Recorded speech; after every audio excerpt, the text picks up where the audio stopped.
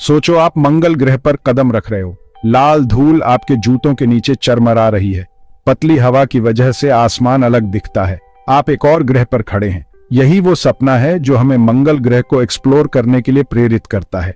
ये एक ऐसा सपना है जो पहले से कहीं ज्यादा करीब लगता है, लेकिन हम असल में कितने करीब हैं? बहुत से लोग इस सपने को हकीकत बनाने के लिए कड़ी मेहनत कर रहे हैं।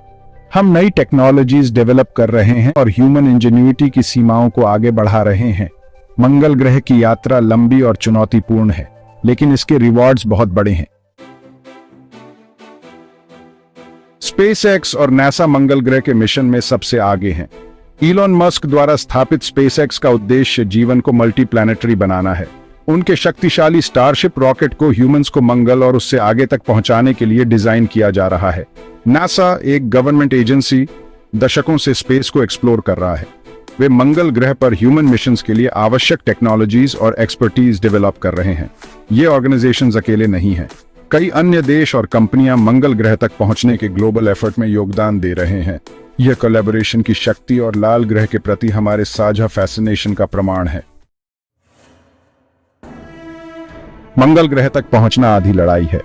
हमें वहां सरवाइव करने में सक्षम होना होगा। यहीं पर टेक्नोलॉजी काम आती है।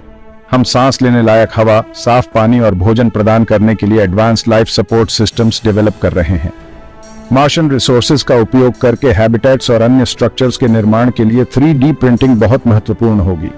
एक्सप्लोरेशन और कंस्ट्रक्शन में रोबोटिक्स महत्वपूर्ण भूमिका निभाएगी। हम अविश्वसनीय टेक्नोलॉजिकल एडवांसमेंट्स के कस्ब पर हैं जो मंगल ग्रह पर रहने को हकीकत बना देंगे। Section 4, Mars harsh realities, challenges and solutions. मंगल ग्रह एक कठोर और अनफॉरगिविंग एनवायरनमेंट है। एटमॉस्फेयर पतली है, बहुत कम लिक्विड वाटर है और तापमान एक्सट्रीम है। रेडिएशन एक निरंतर खतरा है।